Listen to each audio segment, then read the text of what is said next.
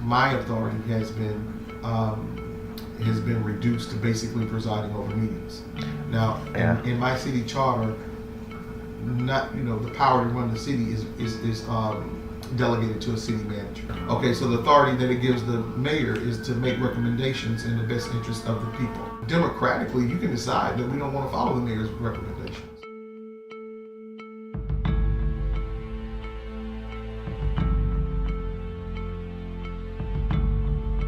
Okay, family, we are here in, as you can see, CAMILLA, Georgia. It's about 3 hours outside of Atlanta, and we've come to try to shed some light on the segregation that's going on in the city. Well, let me just share that there's multiple storylines going on about what's happening in CAMILLA. One is a story about me being denied keys to City Hall, which is a true story, and it has to do with mistreatment of me as a mayor. Another story has to do with the mistreatment of black mayors generally around the state who go through a lot of situations where some have been arrested, they've been ousted from office, they've been undermined in many different ways. And that's a story they've gone through even more than I've gone through in terms of mistreatment. But the story that Councilman Ventura Paulin and I developed was a story that has to do with our representation of the people in our city. He was elected in November.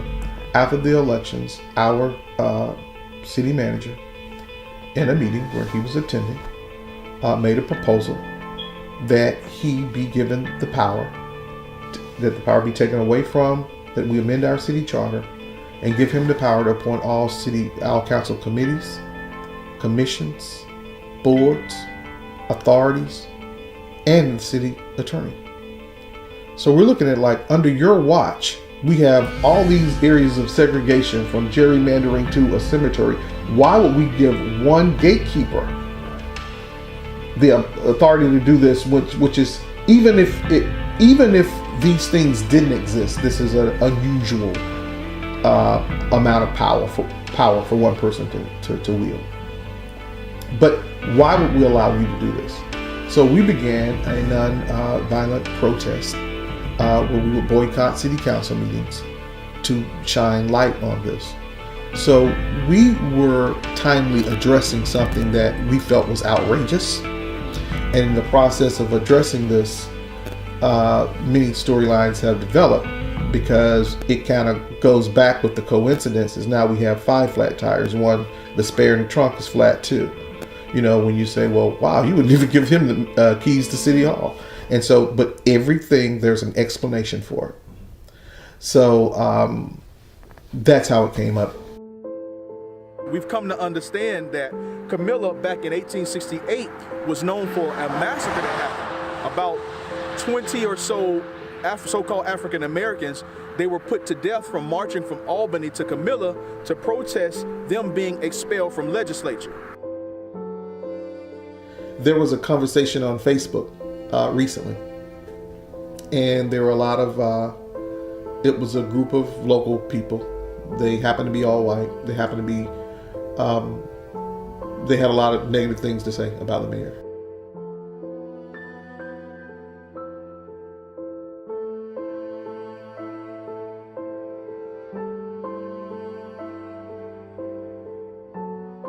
It started out with the mayor is running the city to the ground. He's a liar. He's saying things. And some of the things I've said is that we don't have black police officers. We don't have one.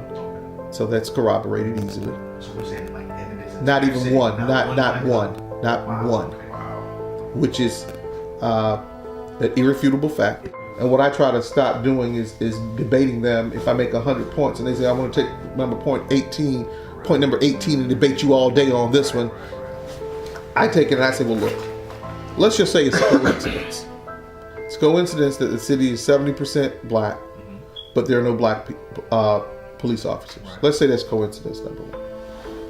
It's 70% black, but in the cemetery there is a fence. And on one side of the fence, all black bodies are buried with no records. And on the other side of the fence, all white bodies are buried with no records. So if you could just kind of give us some what we're looking at, what we see. And absolutely. What you're looking at is you're looking at the Oakview Cemetery in CAMILLA, Georgia. All blacks or African Americans are buried on this side of the cemetery. There are no records maintained. If you have loved ones who are buried here, you would have no way of knowing where their body is buried unless someone could actually tell you where they are. Okay. Here's a fence right here that serves as the demarcation line. Everyone buried on this side of the fence is white. It's Caucasian. And there's a story. I talked with a young man by the name of Paul Jackson, and his grandfather, Harrison Jackson, according to him and according to the memory of people here old enough to know, was in fact buried on this side of the cemetery. He was biracial, and the sheriff came to their home and told them that they had 24 hours to move his body or they would blow up the grave.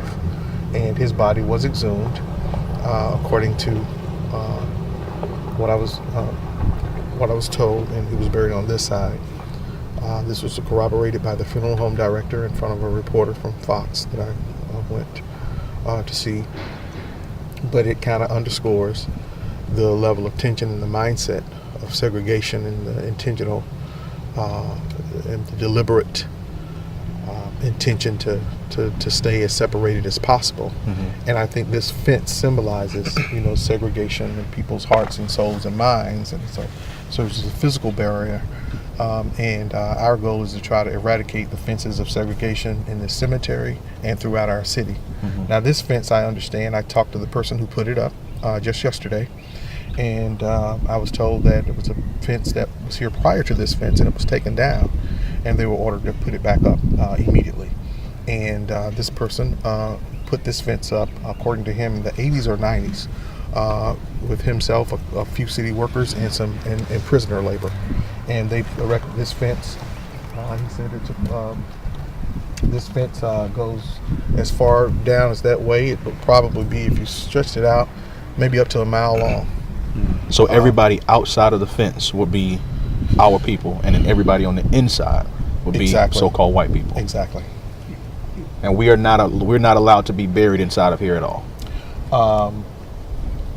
The last incidents of a black person being buried on that side, they were told to move the body, and the body was exhumed. Right. So now there is, according to the city manager, people can be buried anywhere. According to him, black people aren't buried there because they haven't paid $500 to be buried there. So the excuse is, the reason that they're in here is because they've paid to be. So what makes this particular plot of land exclusive? Right. Right.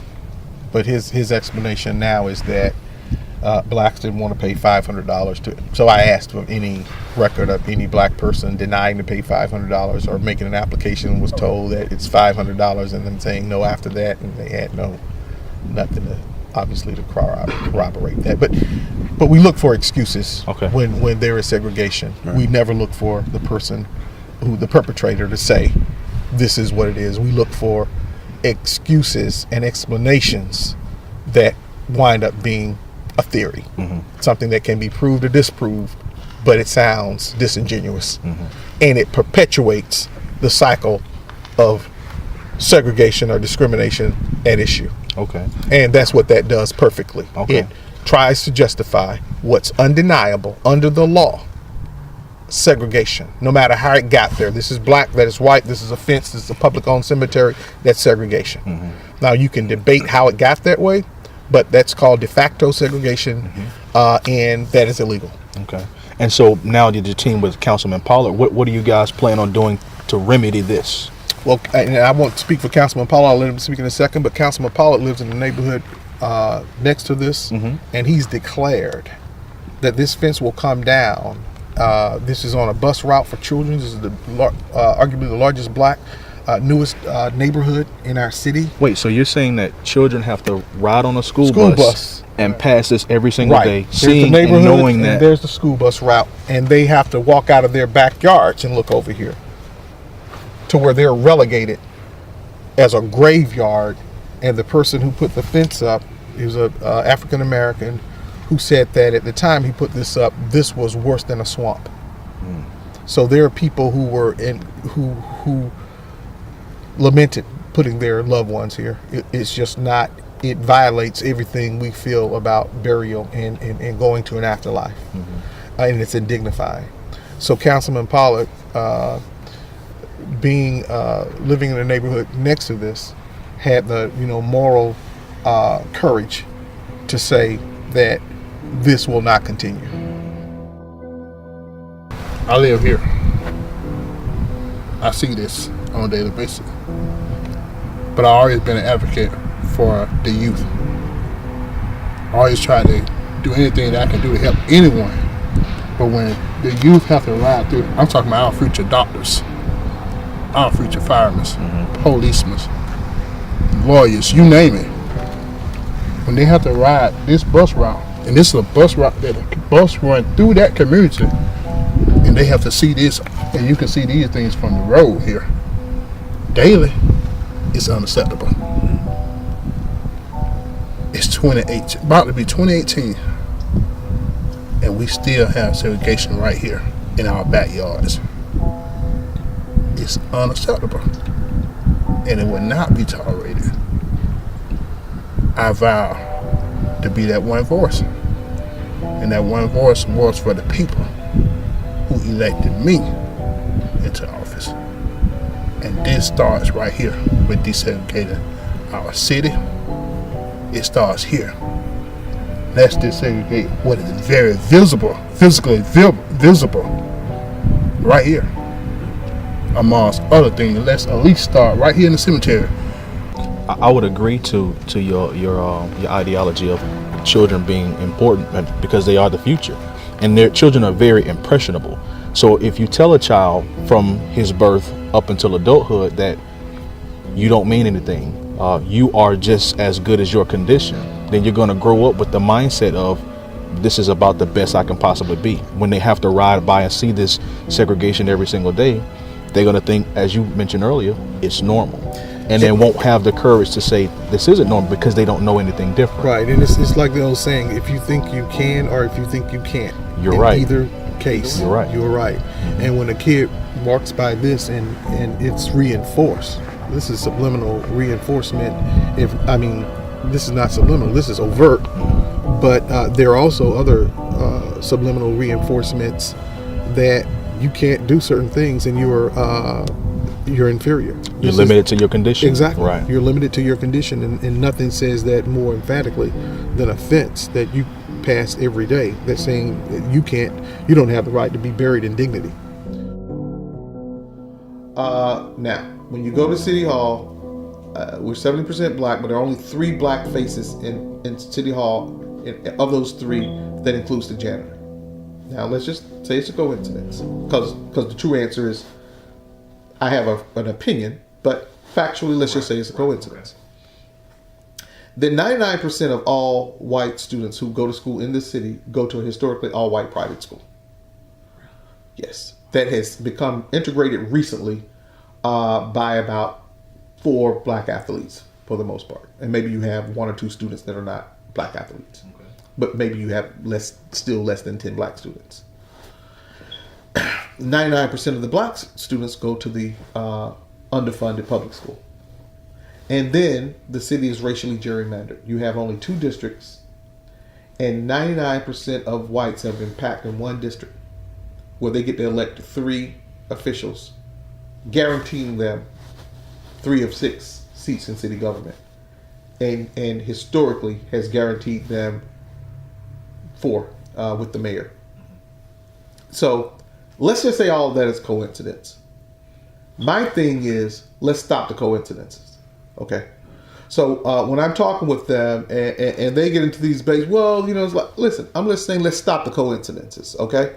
4 flat tires at the same time, if we come back to that. Right. The coincidence is kind of getting to be too big. Exactly. Too big. You go out in the morning and all 4 of your tires are flat. That's kind of too big of a coincidence. So I don't want to say, well, this one is because you ran over a nail. This one is just low on air. This one is because it's inferior. Those are Michelins and it's not.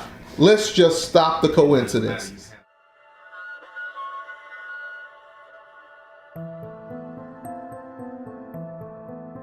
Because they've used these arguments, you know, if you remember when Rodney King was being beat in LA, they justified every lick. They did. Or attempted to. They're like, He wouldn't stop. yeah, we were saying lay down. This dude is bludgeoned.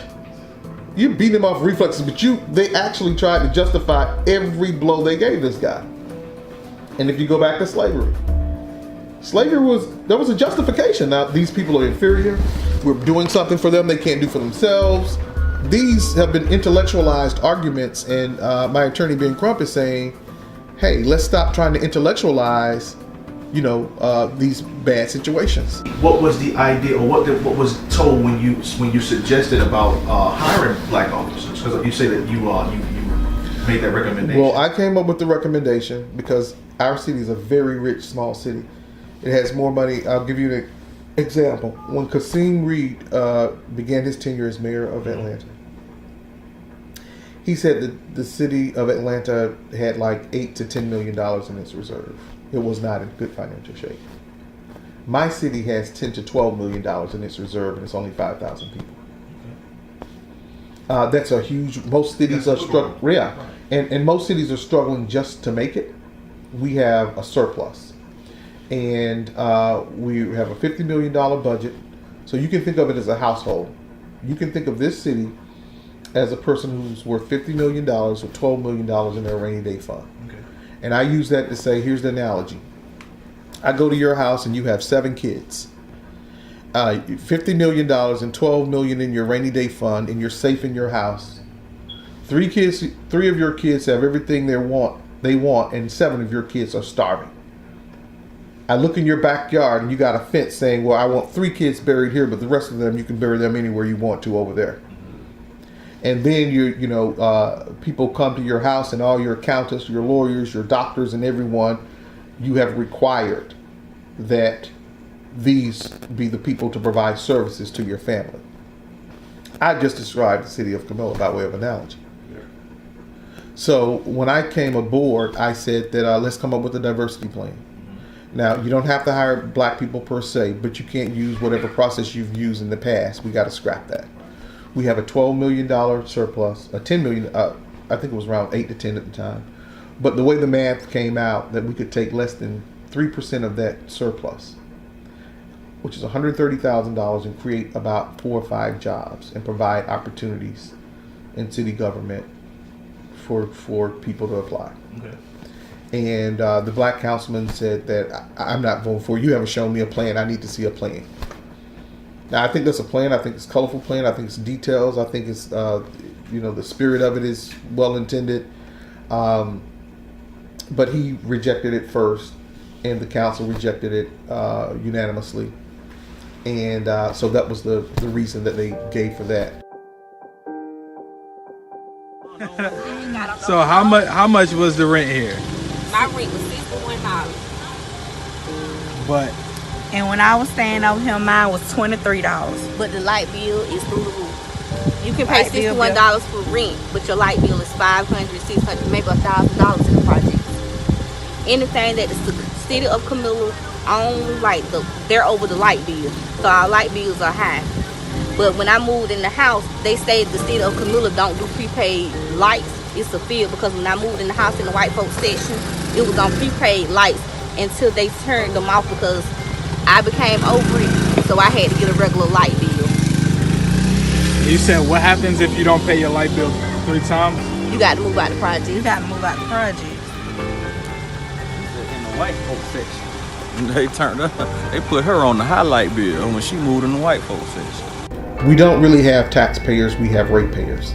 The burden of what taxpayers, the philosophy behind it, and the necessity of it is being undermined by the fact that it has been shifted to ratepayers. And the ratepayers are the 70% of the African Americans disproportionately. White landowners here figured, we don't really want to pay taxes, so let's keep the lowest millage rate in the state, almost, and pay no property tax. And we can tax everyone for their utilities, because we own our utilities. So what do you think need to be changed? Man, so much. I don't even know where to start at. So we're a utility company. They hit you one time. They hit you by who owns the property. not the blacks. So they could, don't you worry about it. We're going to get the people who live in public housing. We have people in public housing paying $300 to $500 utilities. They overcharging folks for light bill. We heard about that. All that right there, then like the mortgage where the people stay like in the housing authority project. The folks staying over there, man, paying $700 to $800 light bill, man. Yeah. The way he explained it to us was that the people that owns the land, they're the ones that's paying taxes. He called it a tax versus rate or something like that. Yeah. So the people that live in the housing authority, they're paying the rate, while the people that own the land are paying the taxes. Yeah. So you end up paying more because he said, I think the city owns its own utilities. Yeah, they do. But Congress has the ability to fluctuate those rates. Yeah, they do. Which is why people are paying a higher rate. Okay. You saying they paying $700? 7, some on 8. 800, man. I don't seen it. Posted out. So then it puts you in a position to where now you have to decide, do I buy food or do I pay my light bill? Or do I buy food or do I put gas in my car? That's what it's doing. And you saying so the so-called black people, they're the ones they're the only ones having to deal with this. Yeah. So where do the white people, where do they live in this city? Because we've been just about around the city. Where they live on the outskirts? Basically, a lot of them moved on the outskirts. A lot of them used to stay. I'm trying to say, what can I call it? I know it's Highway 37 over here by where the city over here. Okay. A lot of them used to stay over there years ago. But they moved from there. So it's really like a lot of blacks that buying the houses now. Okay. So a lot of them stay like on the outskirts and like countryside. Places you don't want to get caught at. So they think you're trying to, Why don't you want to get caught? Why you say that? Why they think you're going to be trying to, you looking out to steal or breaking somebody's house. I ain't never been no person like that. I always try to be straight up. Got no felony, got no background history, But you say, but none of that matter. None of that. Just because you over there and you black. Black. It's rough on a black person, man. And so one of the arguments is like, okay, your consumption, but your rate is not just a matter of consumption. It's a function of your consumption times the rate you pay. This is like saying gas, like stop driving if gas goes up to $5 a gallon. No, the rate at the pump. You're more concerned with the rate at the pump. That's the biggest factor rather than how much you drive. We all drive roughly, give or take. There are only so much electricity you're going to use. There are things. Every appliance almost has a rating and tell you that you could blow. Yeah, you can blow your AC 24 hours a day if you want, and if you want to do that, you're going to use $30 worth a month. So the biggest factor is the rate, and the rate that has been set by the city is a rate that allows the city to make profit that is deposited in local bank, profits and deposits that they use to lend money to who they want to lend it to, and maybe not even necessarily fairly, and the rates that they rent it, so they rent this money out and then they get a lot off this. So now we have ratepayers and a really an unfair burden on these ratepayers because the taxpayers are very, very few and far in between, and their rates are very low. So if you're a landowner that owns 1,000 acres, you're laughing because hey, rather than make me pay, you're making them pay. And one of the things that has been said, and it has racial undertones, is that blacks should be made to pay because they use up all the social services and police services. So it's been a mentality around the state of Georgia that you can tax these communities, blacks and whites, too. And there are whites who pay the same rate. So, you have a lot of, we pay the same rate. It's like, of course, would you rather pay a utility rate that's high, or would you rather pay taxes on 1,100 acres of land? Yeah, right. Which one is more than the other. And one kind of spreads that, liability, the price tag of that among a lot of other people. So it's kind of a unfair thing. One of the biggest things is the the tax, the ratepayer system that we have going on, the friends and family plan in city government, and the lack of representation of people here, 70% of which are African American who don't have a voice. I've been their highest elected voice. No one else speaks for them. And when that voice is drowned out, you disenfranchise those people. It is the first time that we've had a light shine on this and amplified this, and even being elected in November, from November to now, we brought this much attention to it. So we are very encouraged, but it takes a lot of courage to do this, because a lot of people think that bravery just means you're just fearless. That's not what bravery means. Bravery and courage means that you're confronting something that obviously you see the fears in it. If not, it wouldn't be courageous. You know, if I jump off a cliff, you know, to save your life, and I didn't think that anything could happen to me, you know, that wasn't a brave act. I see the risk. Like, wow, I could lose my life trying to save yours. And maybe I am afraid, you know, in that situation, but I do it anyway. So we have to have more people who, you know, confront things that make them uncomfortable, confront things that may make them nervous or give them anxiety. And that's what it's all about. So I'm not afraid of, say, my adversaries, but I do carry a big burden. You know, I become a mayor who has to talk about things that puts my city on blast. I have to go on national television and say my city sucks in certain ways, that, you know, that I want to, you know, fix this. So I love my city. I represent all the people in my city, but I have to say I now have to potentially be a national pariah for the alt-right, who's going to say, hey, let's come after this guy, you know, attack him for race baiting and this and that. I understand those things. I understand the risk, and I am up to the task, and will fight all day and night.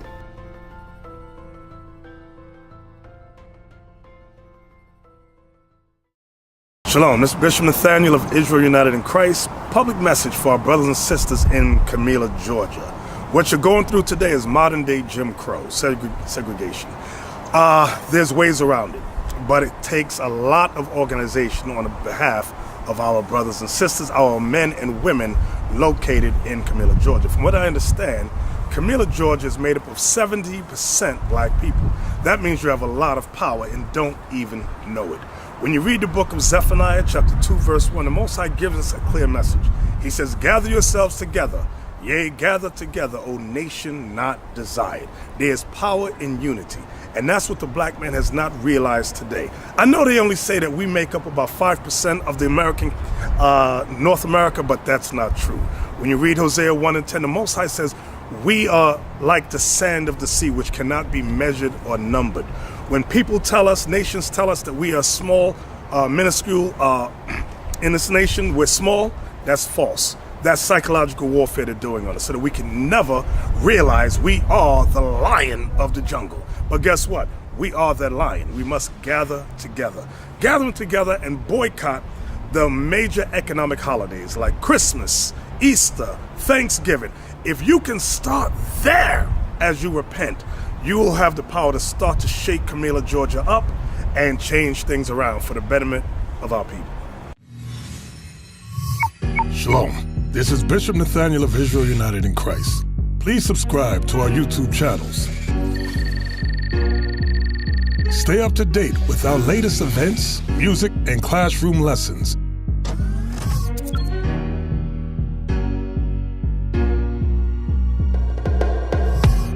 IUIC plans to continue visiting different countries where this gospel has not been preached before. IUIC needs your help in pushing this truth.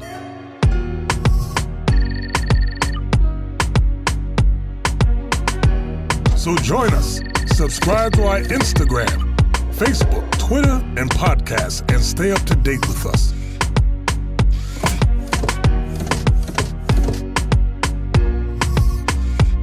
For more information, please visit www.israelunite.org.